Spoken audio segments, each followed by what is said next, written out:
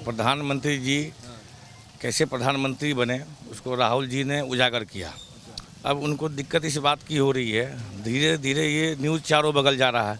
जिस तरीके से राहुल जी पूरी मीडिया को लेकर अकेला स्टेज पर बैठे हुए सभी का जवाब दे रहे थे, अब कहीं ना कहीं अडानी और अंबानी को लग रहा है कि हमारा बिजनेस अब गिरने वाला है। देश की जनता को पता चल रहा है कि क्या स्थिति में देश में चुनाव होता है।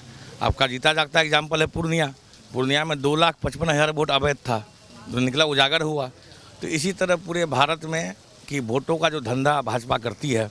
जो आप लोग देखिए, बात में आऊँगा, आप लोग तमाम युवा हैं, मैं युवाओं के पास आया हूँ कि मतलब कि क्या मैसेज जा रहा है। राहुल गांधी कह रहे हैं कि तमाम युवाओं को जगना होगा कि लोकतंत्र की आत्मा के साथ खिलवाड़ हो रहा है, और ये सिर्फ आप राजनीतिक लड़ाई नहीं रह गए बल्कि आत्मा के पर चोट हो रहा है। जो लोकतंत्र के, जो भाई कहा गया कि गरीब हो या अमीर हो सबको बड़ा एक वोट का अधिकार है, लेकिन वो हक छीना जा रहा है। देखिए, पूरा बिहार का युवा जगा हुआ है। इसका जीता जागता एग्जाम्पल बीपीएससी का धरना हो, उससे पहले है जितना भी आंदोलन हो, सब में नीतीश कुमार और भाजपा की सरकार पटना में लाठी मारती है और युवाओं को दौड़ा दौड़ा के मारने का काम किया है। तो पूरा युवा बिहार का जगा हुआ है। भगवान बुद्ध की धरती है बिहार, और यहाँ ज़्यादा शिक्षा देने का ज़रूरत है नहीं।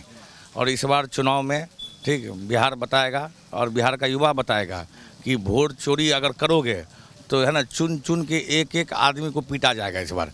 जैसे जिस तरीके से आप पटना में लाठी खाए हैं, उसी तरीके से अगर एक भी अधिकारी एक भी जगह अगर धांधली करेगा तो युवा एकजुट है इस बार, और ऐसा लाठी लगेगा कि आप वोट चोरी करना बिहार से बंद तो करोगे ही, पूरे देश में इसको बंदी करोगे। और अभी आप देखे होंगे कि सिन्हा जी उप मुख्यमंत्री हैं बिहार के, उनको भी सिन्हा, हाँ वही विजय सिन्हा, हम लोग तो सिन्हा जी कहते हैं। यहाँ उनका रिश्तेदारी भी है, काझा में उनका शादी ब्याह हुआ है।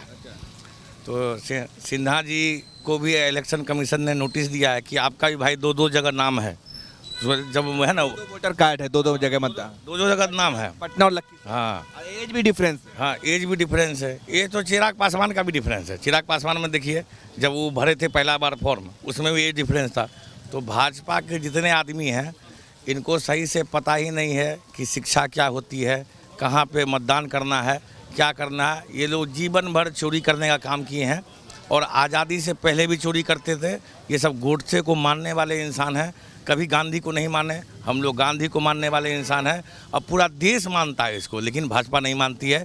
जो राहुल जी उजागर किए इलेक्शन कमीशन पे, पूरा युवा इसको हम लोग चारों बगल फैलाने का काम भी कर रहे हैं। युवा जागरूक है। तो कह रहे हैं कि राहुल गांधी गुमराह कर रहे हैं लोगों को। जब नेता विपक्ष, प्रधानमंत्री के बाद सबसे बड़ा पद इस देश में नेता विपक्ष का है, और चुनाव आयोग एक ऐसी कमेटी, आर्टिकल 200 है ना, 323 देख लिए, 324 में लिखा है कि नेता विपक्ष अगर कोई डिमांड कर रहे हैं तो आप उसको पूरा करिए। चुनाव आयोग ना तो सरकार की है और ना किसी और की, ये है इंडिपेंडेंट है, अथॉरिटी है इंडिया की। लेकिन नेता विपक्ष के कहने के बाद भी चुनाव आयोग का कोई बयान नहीं आता है। इससे साफ जाहिर होता है वो चुनाव आयोग भाजपा के लिए बना है, जो रूलिंग गवर्नमेंट है उसके लिए काम करती है। अगर ऐसा ही काम करिएगा तो बिहार में चुनाव आ रहा है 2 महीने बाद, यहाँ दौड़ा कर युवा पीटेगा आप लोगों को। अमित शाह अभी बिहार आए थे सीतामढ़ी, वो तो कह रहे हैं कि भाई साहब ये लोग घुसपैठिया और बांग्लादेशी का वोट दिलाना चाहते हैं, उनको दर्द हो रहा है। आप लोग घुसपैठिया, वो तो कह रहे हैं कि घुसपैठिया बांग्लादेशी का वोट कट रहा है, तो दर्द हो रहा है। अरे 24 में प्रधानमंत्री जी देश में प्रधानमंत्री बने, तभी अमित शाह को बुद्धि नहीं था, आसाम जल रहा था, तब अमित शाह दही मुँह में जमाए हुए थे। ट्रम्प के कहने पे ठीक आप सीज फायर करवाते हैं, तभी अमित शाह कहाँ थे जान। और कहते हैं कि अमित शाह बहुत ज्ञानी पुरुष हैं, देश के होम मिनिस्टर हैं। क्यों कहा जाता है? अरे होम मिनिस्टर का स्पेलिंग अगर अमित शाह बता देंगे, हम युवा पढ़ाई छोड़ देंगे, इतना बता रहे हैं आपको।